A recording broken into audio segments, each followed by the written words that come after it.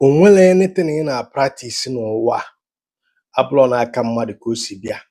Onwere anything ị na-anụ maka God ji wee sị God asịrọ, spirit ji wee sị spirit ejiro wee sị, spirituality ji wee dị powerful, spirituality ejiro wee dị powerful, spiritual ji wee control physical, spiritual ejiro control physical. Ife niile abụ human being introduce to you and I. Igbo tradition and culture, Igbo spirituality, mụ na gị na-abụ inherit from our forefathers.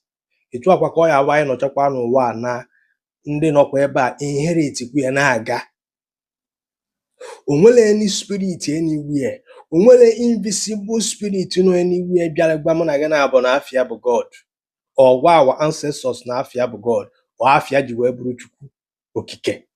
Ife niile ị na-anụ maka God sị, spirit ji wee sị, ife a niile bịara through human being. Bible was introduced to you and I through human being. Bible bụ mmadụ dere Bible. Bible bụ mmadụ na print ya today.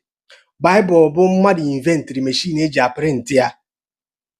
Do you understand me? The God ị na-anụ today, the word God was invented by human being.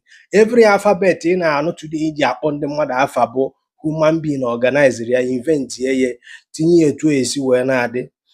All human being introduced mụ na gị na-abụ heaven and hell without cocation. Ndị bụ ndị colonial masters na ndị missionary isi be ha wee bịawa Africa, mụ na gị na-abụ akara na-aka akọ heaven and hell today. So whatsoever ife iliri ị na-akọ, spirit ji wee sị gị, spirit ejiro sị gị, ife nwa ji wee dị powerful, ife niile abụ through human being. Do you understand what I'm saying? Ọ mmadụ introduce today na o nwere onye bụ nne nwaanyị nọ na mmiri, onwebere onye fụrụ ihe ahụ anya. Ife a bụ imagination. Today mmadụ na-apụta sị gị na akpọ nne nwaanyị amanụ ke ka ọ ya agwọ, ya agwa akpụrụ akpụ gbaa ya paint, na-akpị ya nne nwaanyị nọ na mmiri. Ife a niile bụ through human being. That's why ya wọmpụta ebe a na m akọwara gị some certain things ka ịghọta.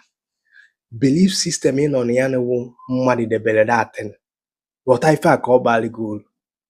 And ọ bụrụ ife niile a na-agwa gị that time bụ eziokwu. O nwere something si introduce to ime ka the society dị in order.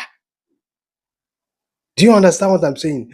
So ghọta that na onwere ife ị na-akọ maka God today, spirit sị gị imagination enu imagination a na mara amara that ife niile a was introduced by human being.